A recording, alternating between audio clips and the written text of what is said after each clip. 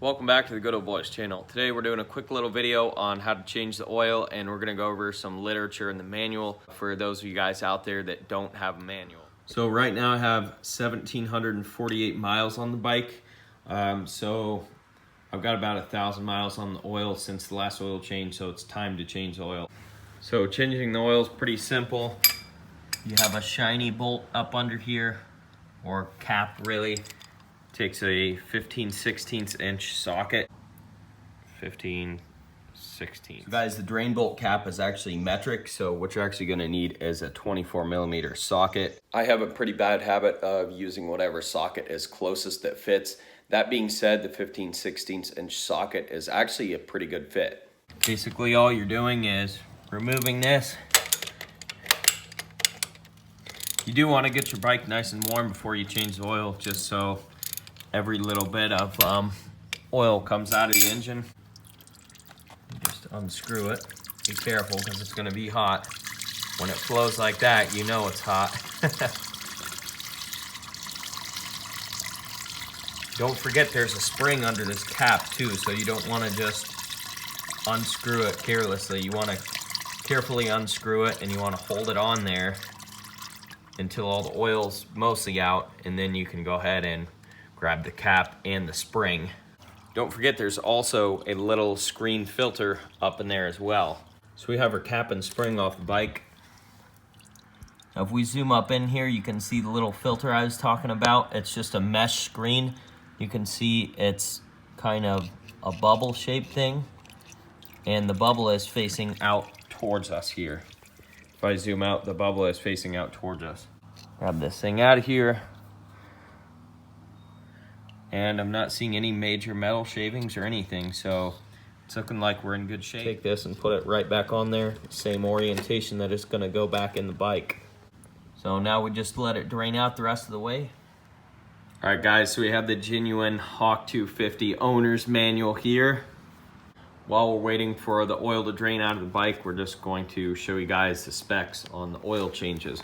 So I'm not gonna bore you guys too much with this stuff. I'm gonna throw little bits and pieces on the screen here. You guys can pause the video and read through it if you would like. It takes 15W40. Alrighty, so I figured I'd show you the maintenance schedule. Same thing, just gonna throw this stuff up on the screen real quick for you guys. You can go ahead and pause the video and read through it.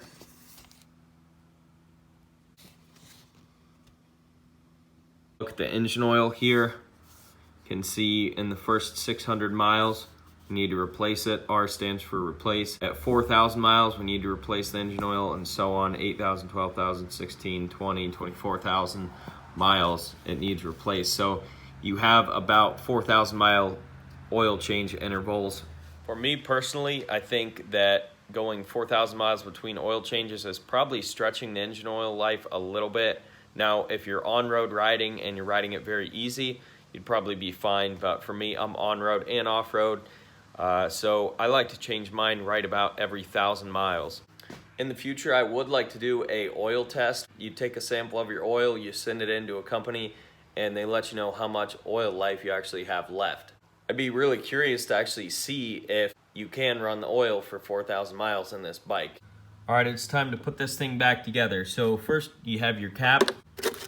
Follow that up with your spring. Then your little filter. The bubble goes downwards. Alrighty guys, so it's pretty simple. You can see the orientation of everything here. Screen, bubble, spring, cap. All goes back in here like this. It is a little tricky to get around the shifter, but not too bad. Then I like to just push the shifter down and then carefully thread it in without cross-threading it.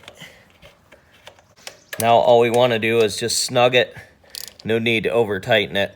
We don't want anybody's drain cap falling off on them, so what I mean by snug it up is you're gonna loosely tighten in the cap until you feel a little resistance. At this point, that's where the O-ring is starting to mate with the engine surface, and it's starting to compress the O-ring.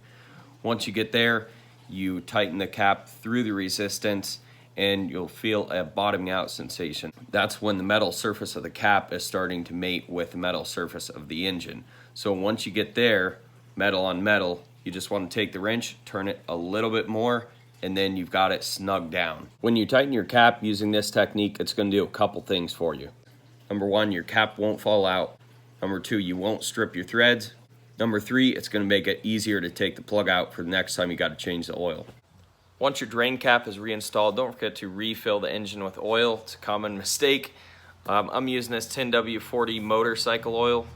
I'm going to move the Kickstarter out of the way, unscrew the fill plug, put the funnel in the hole, and we're going to start by putting 1 quart of oil in it.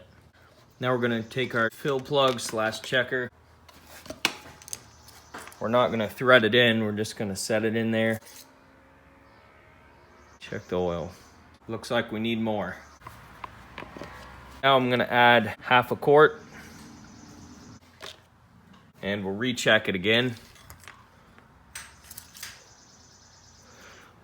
And it looks like we're perfect. Hopefully you guys can see the oil on that, but it's all the way to the full mark. So we'll go ahead and thread the cap back in there. Put it in there snug, but not too tight. Put the kicker back, and we're done. That's it for this video. Hopefully it was useful to you guys, especially the guys without manuals. I know there's a lot of people out there that get bikes secondhand used and they don't come with a manual. So it's reassuring to have the information and see it right in front of you in the actual manual. Thank you guys for watching. Don't forget to rate, comment, and subscribe. Check out the description box below. I'll catch you guys on the next video. Woo!